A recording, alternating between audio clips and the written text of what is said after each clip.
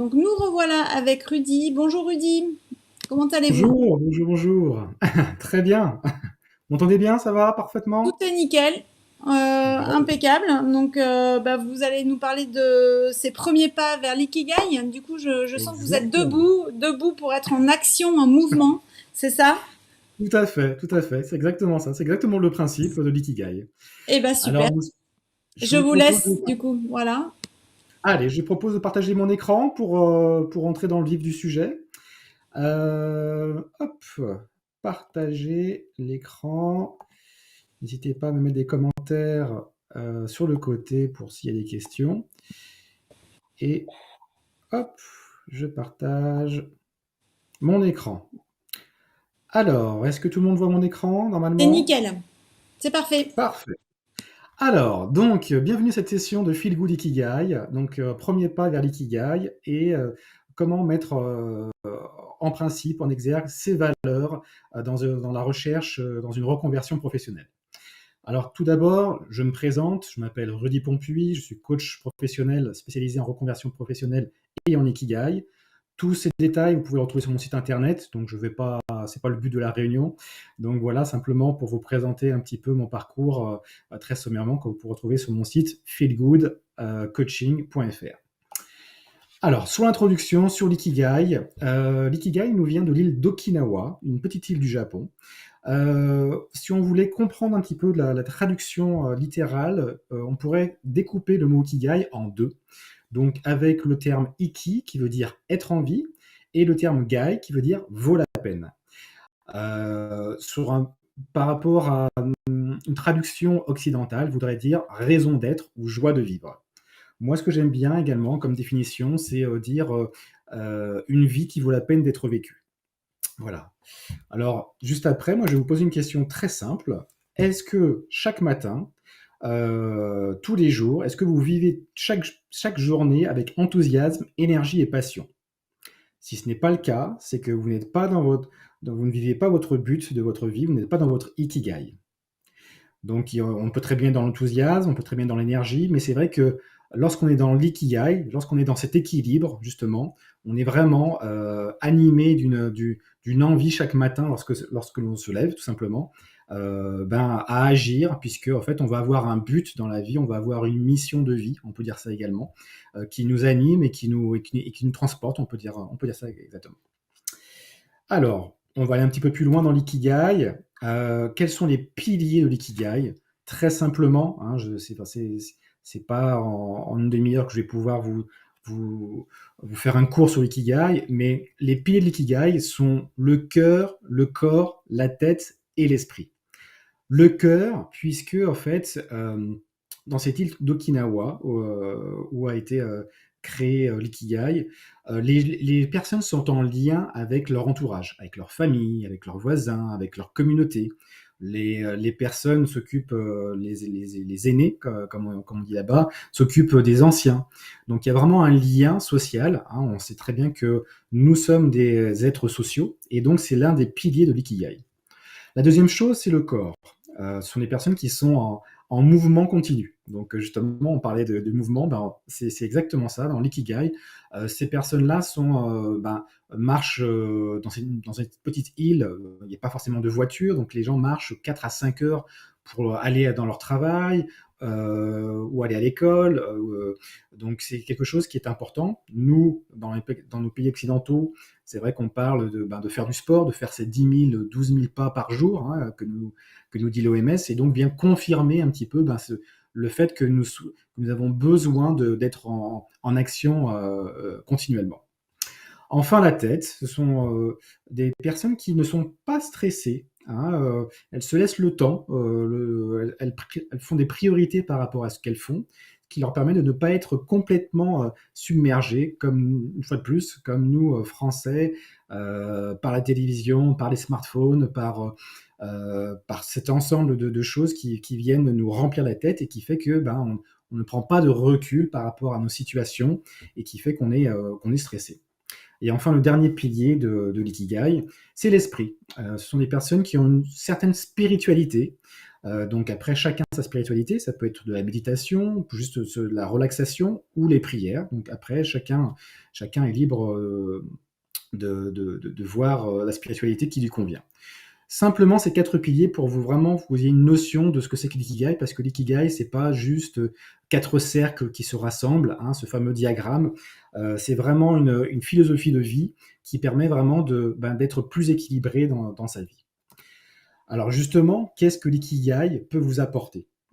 L'ikigai peut vous apporter un meilleur équilibre entre votre vie perso et votre vie professionnelle. Ça, c'est le premier point.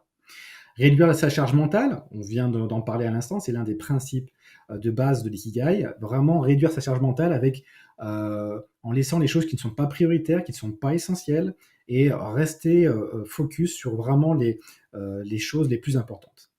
C'est également trouver du sens à ce que l'on fait, et ça c'est vraiment le point d'orgue également. Grâce à l'ikigai, on peut trouver un sens à sa vie, on peut trouver un sens vrai dans ce que l'on fait, et ça c'est vraiment l'un des objectifs de l'ikigai. Se reconnecter à ses aspirations, voilà, des aspirations profondes, des aspirations oubliées, à ses valeurs, donc on va en parler juste après. Être plus heureux au travail et dans sa vie. Retrouver de la motivation et de l'excitation. Voilà. Après, pour moi, c'est aussi trouver la réponse à ce qui nous fait vibrer chaque matin et répondre à la fameuse question: pourquoi on se lève chaque matin? Voilà ce que c'est que l'ikigai. Hop, alors, zut, je suis bloqué. Non, c'est bon. Donc voilà le diagramme de Verne qui résume vraiment l'ensemble de l'ikigai. Alors je vais passer rapidement également sur chaque cercle pour vous dire qu'est-ce que c'est que ces cercles qui définissent l'ikigai ou comment trouver son ikigai. Donc le premier cercle, ça va être ce que vous aimez. Alors c'est pas est-ce que vous aimez le chocolat ou le caramel. Non, ça va vraiment être qu'est-ce que vous aimez faire au point d'oublier la notion du temps. On parle de l'état de flow. Donc vraiment, qu'est-ce que vous pouvez faire pendant des heures et que si on n'avait pas des états physiologiques de se nourrir et de dormir, que vous pourriez le faire continuellement. Ça, c'est vraiment l'un des premiers cercles qu'on va visiter. Ensuite, le deuxième cercle, c'est ce pourquoi vous êtes doué. On parle de talent, on parle de vos capacités. Ici, qu'est-ce que vous savez faire naturellement et sans effort que d'autres, justement, n'arrivent pas forcément ou avec effort. Donc là, c'est également une introspection par rapport à vos talents, soit qui sont innés ou soit qui sont acquis par rapport à votre expérience. Enfin, le troisième cercle, ce dont le monde a besoin. Donc là, c'est un cercle qui fait des fois un petit peu peur. Quand on parle du monde, ça fait toujours oula. En fait, ici, c'est vraiment quelle pourrait être ma pierre à l'édifice à mon niveau, à mon échelle, à mon rythme. Donc, qu'est-ce que je pourrais faire, mais qui pourrait être utile à moi et en même temps à quelqu'un d'autre, soit dans mon quartier, soit dans mon association, soit dans mon école, soit dans mon voisinage. Voilà. Il n'y a pas besoin de transformer le monde. Chacun à son échelle peut transformer le monde tout doucement. Et enfin, le dernier cercle, ce pourquoi vous êtes payé, donc ce pourquoi vous êtes rétribué. J'aime bien dire rétribué parce que il peut y avoir des gens qui aiment bien le bénévolat. Sur le bénévolat, on n'a pas de rétribution avec financier, mais on a la rétribution des remerciements. Voilà, soit ça peut être financier, être payé avec une fiche de salaire, soit ça peut être une autre façon d'être rétribué. Voilà un petit peu sur l'ensemble de ces 4 cercles qu'on doit explorer pour trouver son ikigai, pour trouver son équilibre qui nous motive chaque matin, puisqu'on va utiliser ces talents qui ne nécessitent pas de se forcer, voilà, pour faire des choses que l'on aime, voilà, dont le monde a besoin, et en plus pour être payé pour faire ça. Voilà à quoi se résume l'ikigai. Alors, on parle de masterclass. Hop, je passe un petit peu rapidement ici. C'est des détails que vous pouvez retrouver sur mon site internet. On va passer un petit peu à un petit exercice que je vous propose. Donc pour cela, il faut être au calme, avoir une feuille, un crayon ou un stylo. Et on va essayer de voir un petit peu les valeurs qui vous animent ou les valeurs que vous souhaiteriez voir dans votre prochain poste, votre prochain job. Donc, la première chose qu'on va regarder, on parle souvent de valeurs et critères. Alors les critères, ce sont des choses observables. C'est des choses qu'on peut vérifier facilement, qu'on peut voir, qu'on peut entendre, qu'on peut compter, d'accord? Et les valeurs, ce sont des choses qui sont moins palpables, c'est une notion plus importante. On dit que les critères viennent nourrir des valeurs. Alors moi, ce que je vous propose, c'est vraiment de prendre ce temps de cette masterclass pour commencer à réfléchir à quels seraient vos critères pour votre poste, pour votre job idéal. Si vous aviez une baguette magique demain matin, qu'est-ce que ça serait votre job idéal? Quels seraient vos critères et vos valeurs? Alors, je sais pas, j'ai mis quelques phrases comme ça. J'aimerais que mon prochain poste soit super près de chez moi, comme ça, je ne prends pas les bouchons le matin et le soir. Ça pourrait être, moi j'aimerais bien avoir une vue sur la nature parce que c'est important. J'aime être en connexion avec la nature. J'aimerais être indépendante. J'aimerais un gros salaire. J'aimerais peu d'heures. J'aimerais être en mi-temps. Voilà, c'est vraiment. Donc là, vous allez vraiment prendre votre stylo, prendre du temps pour vous et lister une vingtaine de critères. Voilà, vous écrivez comme ça vient. Je vous laisse faire. Vraiment, il n'y a pas de mauvais ou de bons critères. C'est sur vos critères.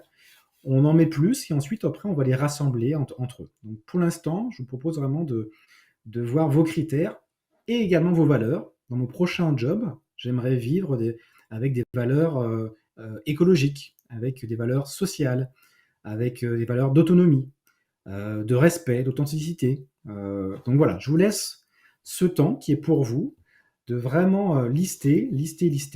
Euh, Pouvons lister une vingtaine, une trentaine. Voilà, par rapport à tous vos valeurs et vos critères. Alors je sais que des fois c'est un petit peu la page blanche. Alors je vous ai mis d'autres valeurs aussi, une liste de valeurs si ça peut vous aider, des valeurs professionnelles. Donc j'aimerais que il y ait des valeurs d'audace, de curiosité, de satisfaction, c'est très large, hein. Donc vraiment n'hésitez pas. Je vous laisse quelques temps. Peut être des critères d'autonomie. J'aimerais bien être autonome dans mon travail. J'aimerais bien un bureau toute seule. J'aimerais bien pouvoir travailler en télétravail à 20%, à 60%. Donc je vous laisse un petit peu.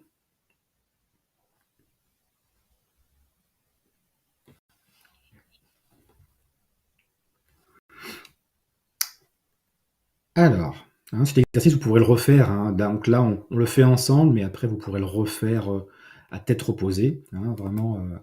Donc, la première étape, lister tous les critères et les valeurs. Donc ça, vous en listez une vingtaine, une trentaine, hein, vous le referez plus tard chez vous. Ce que je vous propose maintenant dans une deuxième étape, c'est de regrouper les critères sous les mêmes valeurs. Si je dis j'aimerais être en télétravail et puis j'aimerais être en autonomie, ça va être la valeur autonomie, la valeur indépendance. Donc on va regrouper les différents critères que vous avez qui vont sous les mêmes valeurs. Donc sur les valeurs, vous essayez de regrouper les gros thèmes, les gros items, hein. J'aimerais sur les valeurs d'authenticité. Voilà, donc j'aimerais que les personnes puissent se parler franchement entre elles. J'aimerais tous les critères que vous mettez sous cette même valeur. Voilà. Ça aussi, je vous laisse faire. Alors c'est vrai que j'ai pas de retour, hein, si c'est facile, si c'est compliqué, mais ça, une fois de plus, on le fait ensemble et puis vous pourrez le refaire par la suite euh, beaucoup plus tranquillement. Donc, on essaye ensemble. Si ça tombe du premier coup, ben, c'est très bien. Et puis sinon, vous pourrez le refaire plus tard. Voilà, donc on essaie de regrouper un petit peu. On peut mettre des couleurs, on peut souligner, hein, on peut mettre des numéros. Je vous laisse faire là-dessus.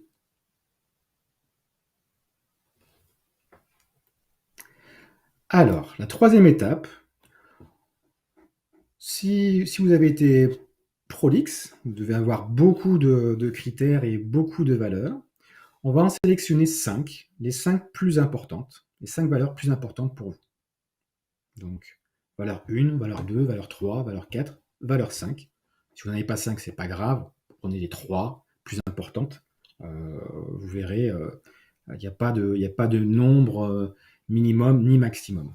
D'accord? Très bien. Alors, dans la prochaine étape, on va les classer d'une manière intuitive. C'est-à-dire que je pense que ma première valeur, la valeur A, la plus importante, c'est celle-ci. Donc là, je vais l'entourer, je vais le mettre numéro 1. Après, je vais dire la deuxième valeur pour moi la plus importante, ben, c'est celle-ci. Donc là, vous allez l'entourer, mettre un petit 2 à côté de cette valeur-là. Et puis, vous allez mettre, ben, ainsi de suite, 3, 4, 5. Si vous en avez beaucoup, vous pouvez aller jusqu'à 6. D'accord. Je vous laisse faire.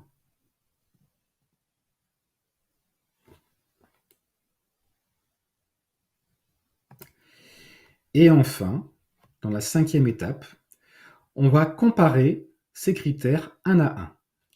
Alors, pour les comparer, la manière la plus simple, c'est de faire un petit tableau. Donc, la valeur A, la valeur B, la valeur C, dans une colonne, et puis l'appareil en ligne. La valeur A, B, C, D, 1, 2, 3, 4, 5. Vous voyez, là, j'en ai mis 6. Le A et le A, bah forcément, ils sont identiques, donc on ne va pas les compter. On peut mettre une croix ou le colorier. Et ensuite, on va comparer la valeur 1 avec la valeur 2, donc la valeur B. Donc là, dans mon cas, j'ai dit que la valeur A était moins importante que la valeur B, et j'ai mis 0. D'accord?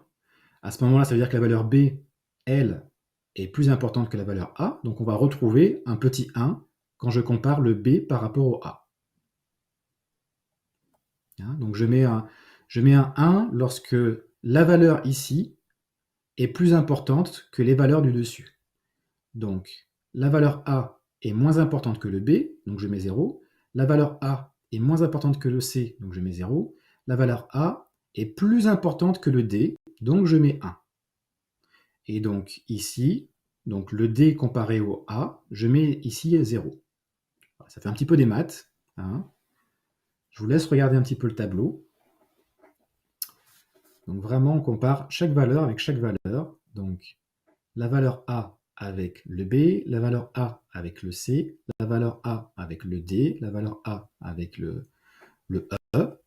Je mets un chiffre 1 lorsque la valeur A est plus importante, et je mets 0 lorsqu'elle est moins importante. Je fais ça avec le A, je fais ça avec le B, je fais ça avec le C, qui va me donner après un total de points, et qui va me permettre de classer mes valeurs entre elles d'une manière croissante. Enfin, décroissante d'ailleurs. Donc celui qui aura le plus grand nombre sera vraiment la valeur la plus importante, et celle qui aura le moins de points sera la valeur la moins importante. Donc je vous laisse quelques minutes, je vois que le temps court à une vitesse incroyable, mais voilà un petit exercice, je reviens un petit peu sur le mode opératoire, lister tous les critères et les valeurs, une vingtaine, une trentaine, regrouper les différents critères sous les mêmes valeurs pour pouvoir faire des groupes, sélectionner les 5 valeurs les plus importantes, les classer de manière intuitive, les mettre dans un tableau pour pouvoir les comparer un à un, comme on l'a vu à l'instant, pour pouvoir en fait, de manière intuitive, on va avoir un certain classement, et en comparant les valeurs entre elles, on va voir que certaines valeurs vont changer de place. D'accord? Donc là, ça permettra vraiment de remettre les valeurs les plus importantes pour vous par rapport à votre recherche, par rapport à votre reconversion. Et vivre avec ces valeurs, c'est vraiment la chose la plus importante, puisque on est pleinement investi, on est en pleine conscience de ce qui nous plaît, de ce qui nous va dans le métier que l'on fait. Voilà. Écoutez, je vous laisserai finir cet exercice que vous pouvez faire seul, d'accord? Prendre le temps. Donc cet exercice qu'on appelle valeurs et critères. pour pouvoir l'intégrer dans votre projection future de votre conversion. Ensuite, très brièvement, voilà ce que Feel Good Ikigai peut vous proposer. Donc, Feel Good Ikigai peut vous proposer des projets de vie Ikigai, donc pour retrouver du sens à votre vie. Donc, on va venir vraiment traverser les 4 cercles qu'on a vus pour vraiment trouver un sens, un but, une mission de vie. Nous avons également des bilans de compétences, donc qui nous permettent de vous projeter vers une nouvelle carrière. Et puis enfin, on a également un coaching en reconversion qui regroupe l'ensemble, donc un projet de vie Ikigai, un bilan de compétences, ainsi qu'un coaching pour passer à l'action et lever les freins s'il y en avait. Vous pouvez retrouver l'ensemble de ces prestations sur feelgoodcoaching.fr. Et enfin, oui, ces formations sont éligibles également au compte CPF. Hop, je vous laisserai trouver les tarifs sur le site internet. Et enfin, je terminerai par ce petit mantra. Choisis un travail que tu aimes et tu n'auras pas à travailler un seul jour de ta vie. Ça nous vient de Confucius.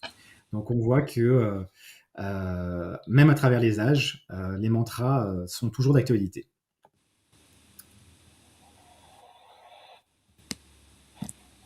Voilà pour ce partage. Vous avez fini, Rudy, du coup? Oui, voilà, tout à fait. Bon, eh ben c'est super. En tout cas, c'était très instructif, effectivement. Il y avait beaucoup. Quand j'ai vu que vous avez sorti les maths, je me suis dit, ouh là là, c'est pas gagné. Le Eh tableau ben des oui. maths. Mais oh non, ça en est sorti. Tout le monde travaillait. Voilà, vous n'avez pas beaucoup de commentaires parce que je pense qu'elles étaient toutes en train de travailler derrière leur ordinateur. En tout cas, comme le dit Gaël, c'est une vraie réflexion, donc un manque de temps, mais c'est tout à fait faisable. En tout cas, sachez que la masterclass de Rudy peut être revue en replay ce soir, mais dans l'ensemble des masterclass, et après séparément à partir de jeudi, vendredi, le temps qu'on mette tout en forme. En tout cas, merci beaucoup de nous avoir partagé ça. Si vous avez envie de rencontrer Rudy en vrai, bah, c'est vendredi prochain à l'hôtel de Ville de Lyon, au premier étage, dans les salons Justin Godard en tout cas. Vous aurez le plaisir de le rencontrer toute la journée. Voilà. Et Rudy, vous avez également des rendez-vous qui sont encore disponibles. Il y a encore quelques créneaux, hein, donc n'hésitez pas. Il y a encore quelques créneaux pour demain. Donc, avec grand plaisir de se prendre une petite demi-heure en tête-à-tête en ligne pour pouvoir répondre à vos questions. Voilà. Bon, en tout cas, il n'y a pas eu de questions en particulier. Envie d'élargir les connaissances. Donc, c'est Angélique qui vous mentionne ça. Donc, n'hésitez pas à prendre rendez-vous, du coup, effectivement, avec Rudy en ligne. Et une demi-heure pour vous, c'est cadeau. C'est gratuit. Merci encore. À très bientôt. Merci, au revoir, Rudy.